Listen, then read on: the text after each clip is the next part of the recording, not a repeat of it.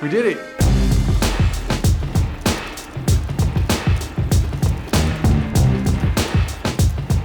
What's up, everybody? Welcome to the show.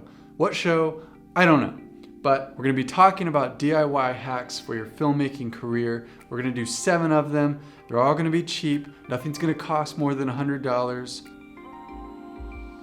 Let's begin. First thing we're going to build today is a pizza pan light. What do you need to build a pizza pan light? You need a pizza pan. Duh.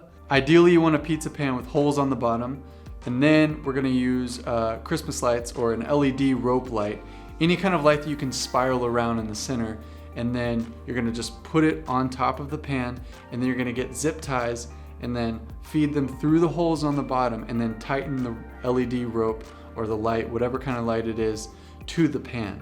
Now, once you've done this, if you wanna mount it on a C-stand, just stick a bolt through the center, put it on the C-stand. Now, the type of light I bought was just some kind of obscure LED rope light. The color wasn't right, and so whatever. But you get the point. All you need to do is find light that you can rope around and then tie it through with the zip ties, use a pizza pan. You got a pizza pan light.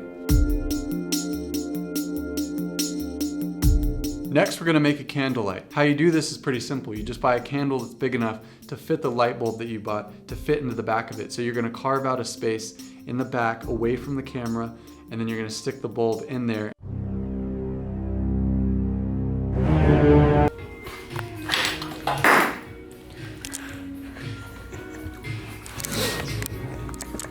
So I just used gaff tape to put it onto the back. So I actually got an LED bulb because I was worried about the candle melting.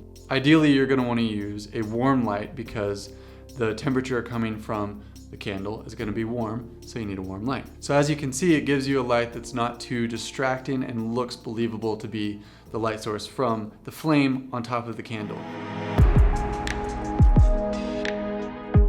Next, we're gonna build a vanity light, which is just a strip of metal, chrome, wood, whatever it is, but it's got individual bulbs down in a straight line. What this does is give you a very nice warm light, or whatever temperature you want, but it's very even and it kind of casts a very cool shadow and can work for either photos or video. So if you're in the business of shooting portraits, vanity lights can give you a really cool look.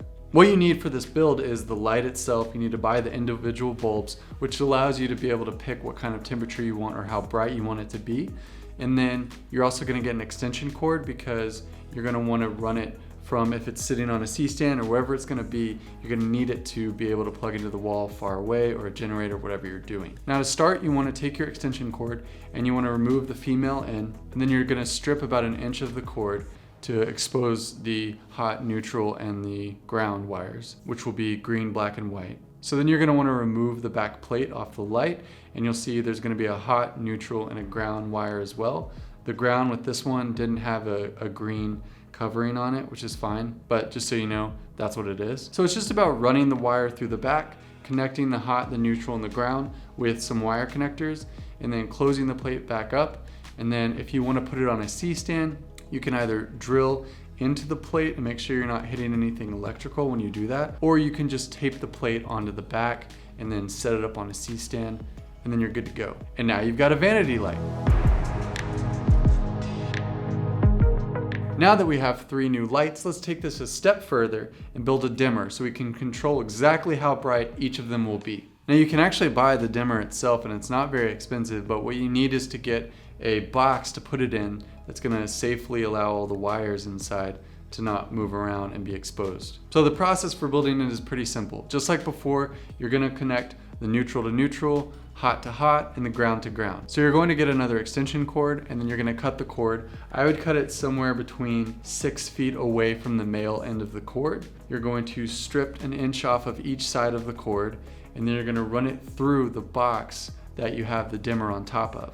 But before we do that, make sure you strip the wire, take the plastic ends off of each of the neutral, hot, and the ground. So using the wires given to you on the dimmer, which are going to be 2 hot and 1 ground, you're going to connect 1 hot to 1 cord, the other hot to the other cord, and then you're gonna connect all 3 grounds together, and then you're gonna connect the 1 neutral from one side of the cord to the other side. Cap all these off with some wire connectors, put it into the box, and then you've got a dimmer.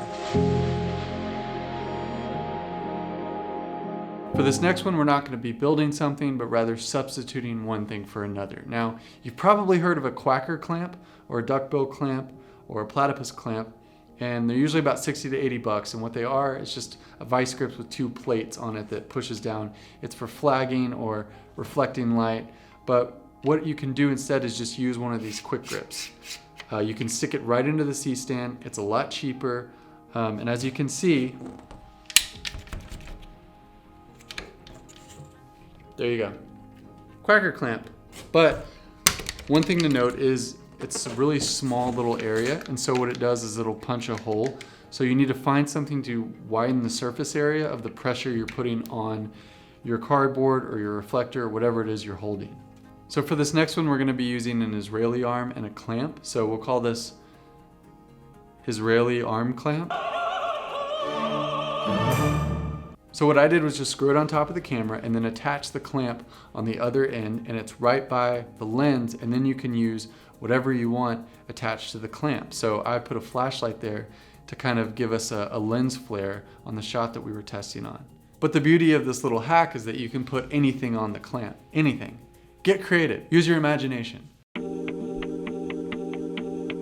Lastly, we're gonna build a hi-hat. Now all you need is a piece of wood, a baby plate, a gear head from your C-stand, you're good to go. Now I originally bought a 2x2, but I ended up cutting it a little bit. You can make it however big you want, just make sure you feel comfortable with how big it is because you want it to be sturdy. After you've done this, just screw the baby plate into the center, slide on the gear head, and voila. You got a hi-hat. You can take this baby anywhere. We did it, y'all. Comment below if you like this video, if you want to see more DIY stuff. Like, subscribe, you know the drill. I'll see you in the next one.